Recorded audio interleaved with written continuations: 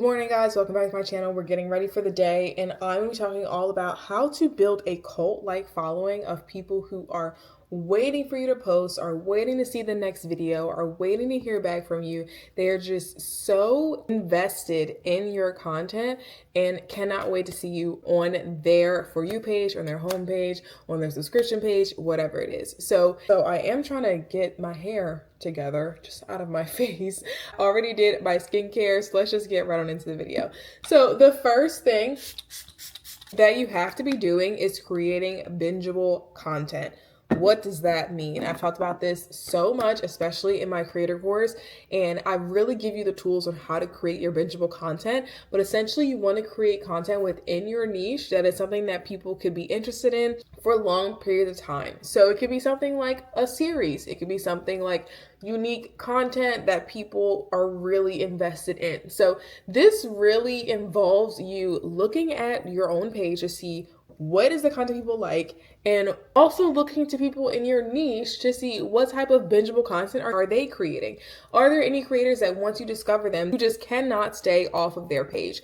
And the way to know that you are doing this correctly, that you are creating content that is bingeable, is that once people do discover your page, all of a sudden you get all these notifications from one person because they are going through all of your content. Now, if someone goes to your page, they like that one video that they, were introduced to you by, and then they abandon your page and you never see them again, that's how you know you are essentially throwing spaghetti at the wall and the content that you're creating is not at all linked to the other content pieces that you have already created. So essentially, you want to create content that is within the similar realm, similar style, similar niche, similar arena where people not only recognize you and start to become involved with you and also want to continue to watch your content, but that they are so invested in it, they want to follow and they cannot wait to see you again. And they cannot wait to see what you have coming next.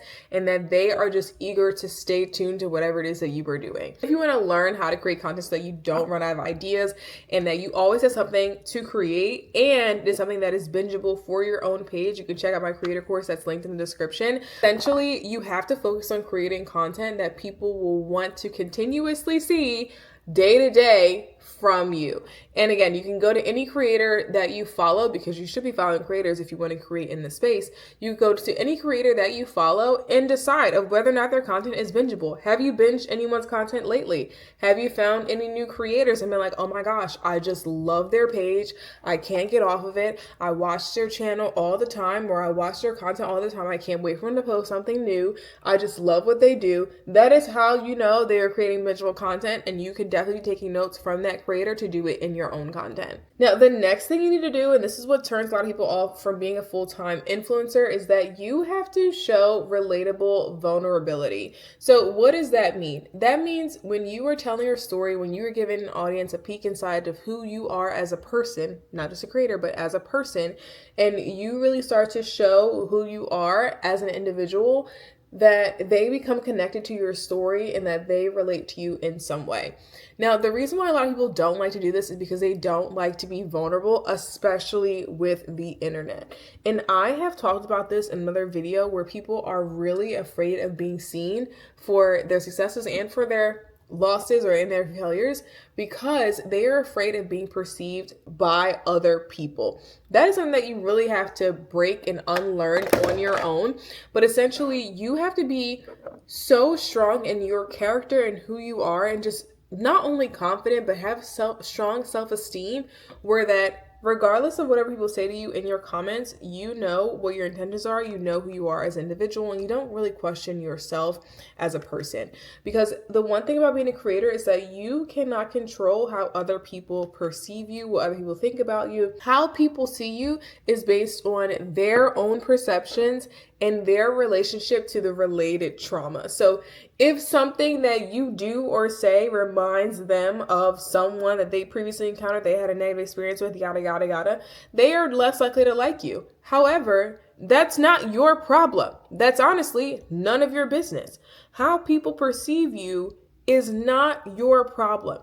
But when you are vulnerable in your content, when you show people elements of yourself that you may not allow other people into, it allows people to see you as a human and to connect with your story in a way that you would have never expected. So storytelling is definitely important in this industry, especially in content creation going into 2025.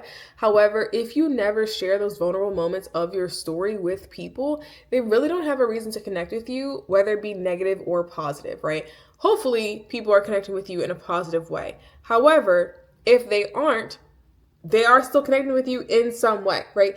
You want to give your audience something to connect to, because there are thousands of creators that are doing exactly what you are doing at this exact moment.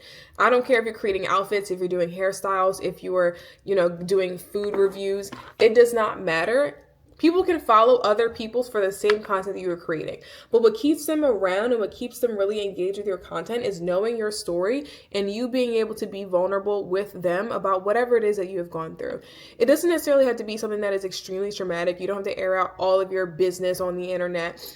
But you do have to share a level of vulnerability where you can be open to other people connecting to your story in ways that you may not connect with people in real life. There's definitely a fine line between oversharing and undersharing. However, you want to be in a space where you're comfortable sharing the things 10 years from now.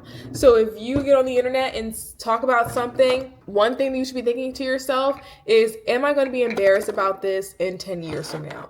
If it is something that, yes, I would be embarrassed about it, then you probably shouldn't share it. However, if it is something that you think that people can really relate to in their own way, then maybe it is something that is worth sharing. Sometimes sharing things doesn't necessarily mean that it's a bad thing. However, oversharing can definitely be taken out of context and put you in a position where you may not want to be for the whole internet to know everything that you're into. So decide what is something that you want to share, decide how you want to be vulnerable with other people, and decide how you want to carry that vulnerability throughout your content, if at all. If you decide not to do it at all, that's fine, but know that people connect to the creators that are the most bingeable, the creators that people are so obsessed with, are the creators that really put themselves out there regardless of how people feel about their stories, regardless of how people feel about themselves.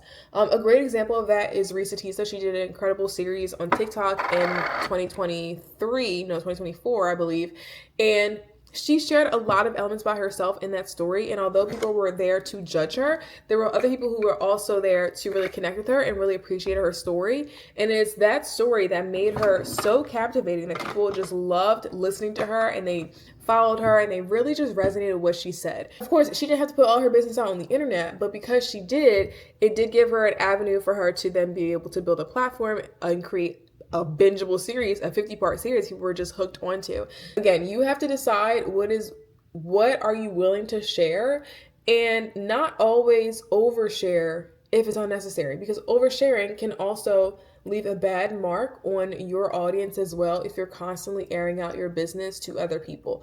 An example of oversharers that people don't really like are Jada Pinkett Smith and Will Smith. People are tired of hearing them overshare about their relationship because it's just become so much.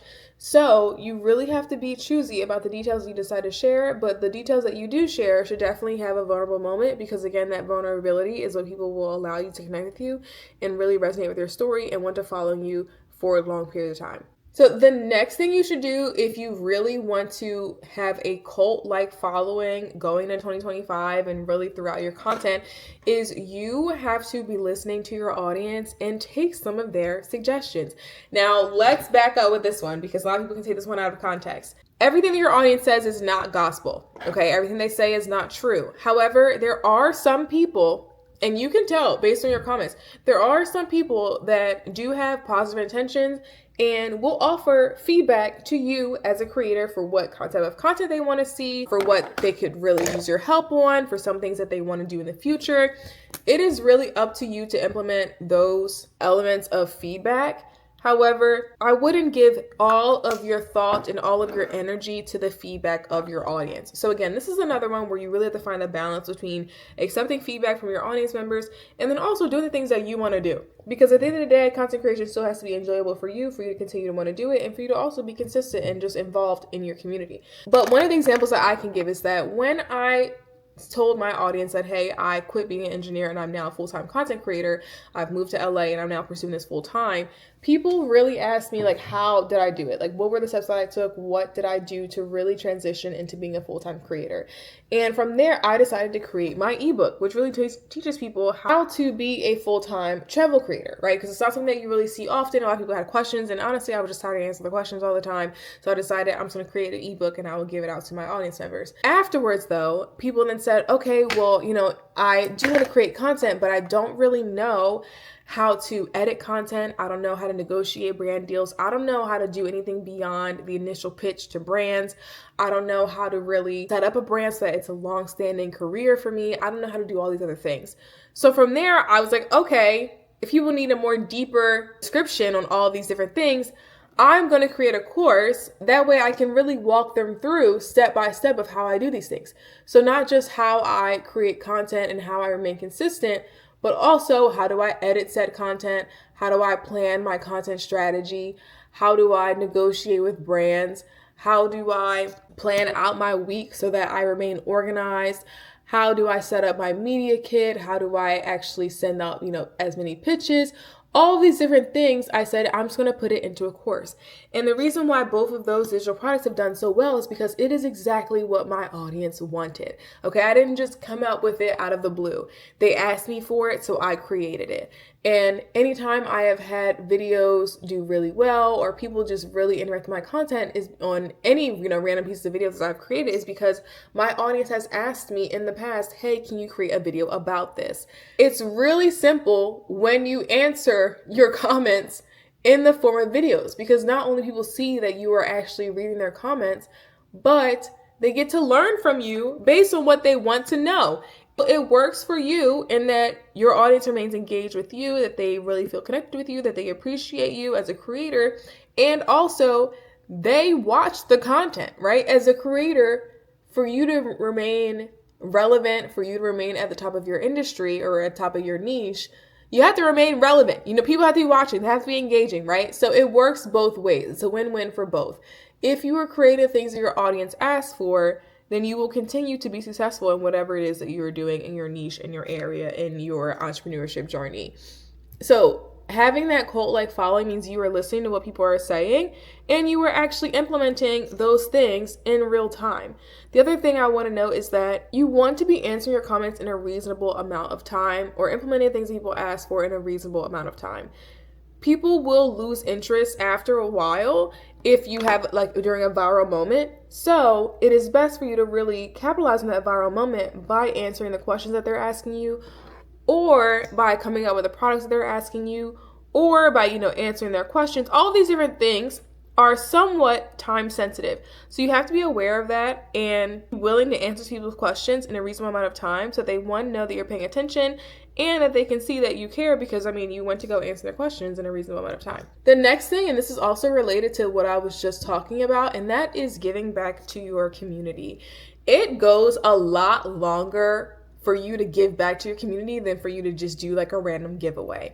Now, giveaways aren't the worst thing for you to do for your audience. They're actually a lot of fun for you and for them, right? They get to win free items. However, sometimes you can do something that's a little bit better than a giveaway in that you give your audience what it is that they want. So a perfect example of this is I can easily give my audience members a gift card. Right? That doesn't take me much energy. I can post about it. People can enter it and they can win. It's great. It's a win-win for both of us. However, one thing that I implemented this past holiday season was doing a creator course giveaway where I'm giving one person access to my course where they can learn all of the things that I teach in my creator course and they can learn it for free, right? That giveaway was so much more successful than any other giveaway I've ever done because it was something that people already really want from me, and they could have an opportunity to not only have an item, but to have something that would be long-standing. So you giving back to your community could be something like giving them an opportunity that is long-standing compared to just an item or some PR that you have laying around. You can do PR giveaways. That's not a bad thing. I would definitely encourage it because people love PR giveaways, but there are other ways for you to give back to your community that go beyond PR giveaways that could be really helpful for them and also really helpful for you in understanding what your community truly wants for you. So that's definitely something that I would consider if you are trying to figure out a way to give back to your community and show them that you truly do care and appreciate their support. Now, the last thing I'm going to talk about, and I talk about this non-stop, you're probably going to get tired of hearing me talk about it, and I really don't care, but that is that you have to be consistent, because your audience needs someone that is reliable. If you are unreliable, people are not going to want to work with you. They're not going to listen to you. They're not going to want to be involved with you, okay? You have to be consistent so that people know that you are reliable and that they can count on you for something. If you are an unreliable creator to your audience, brands will also see you as an unreliable creator for their brand campaign, aka for a way for you to get paid. So when you are reliable to the people around you, it speaks volumes compared to you just posting that one viral video and having that viral moment. So you have to be consistent with your audience so that they want to come back. Like, they see you showing up every day, and they're going to show up for you every single day. It is a two-way street, and a lot of what I've talked about in this video demonstrates that it truly is a two-way street. They are going to give to you only if you give to them, and you give to them consistently, right? It's something that they are looking for regularly, even though they may not say they want it. Although some audience members do say, like, hey, you haven't been consistent, what's going on? Because people will notice when you also aren't consistent. So keep those things in mind as you are moving to 2025 and trying to build a dedicated community and audience that really just loves what you're doing. They're going to love you because you are consistent, because you are giving back to them, because you are listening to their feedback and you're implementing it. You're also, creating that bingeable content that they just love so much. These are all things that you need to really be successful and also have just a really honed in, locked in audience for years and years to come. So hopefully you guys thought, oh wait, I didn't fix this. I fixed my hair. Hopefully you guys found this video helpful. Let me know if you did in the comments, and I will see you in the next one. Bye.